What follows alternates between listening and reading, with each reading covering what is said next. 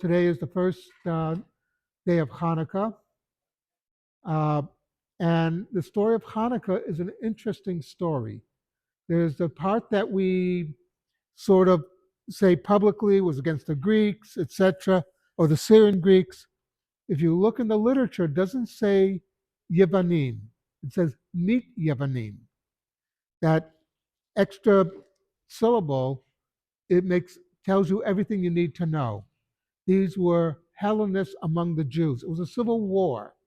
There were those Jews who said, we can assimilate, we can be like the Greeks, etc. It's not so bad.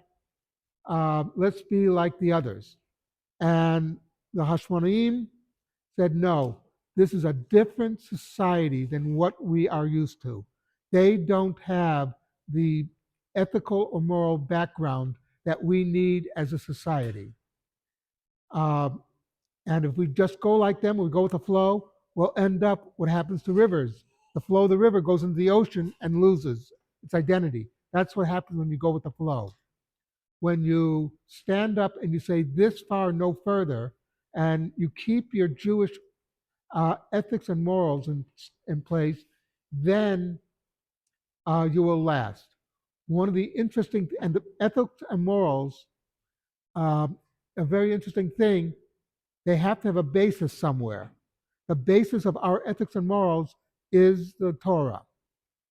Once we lose sight of that, everything else breaks down. If you ever look at the history of, say, the Reform movement, the original people in the Reform movement were highly intellectual.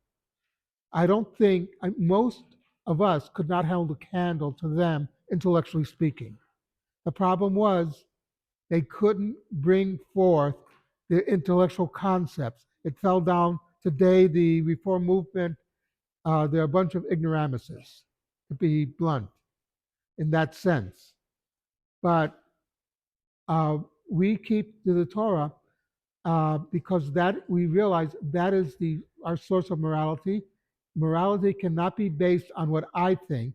It has to be objective, what God decided.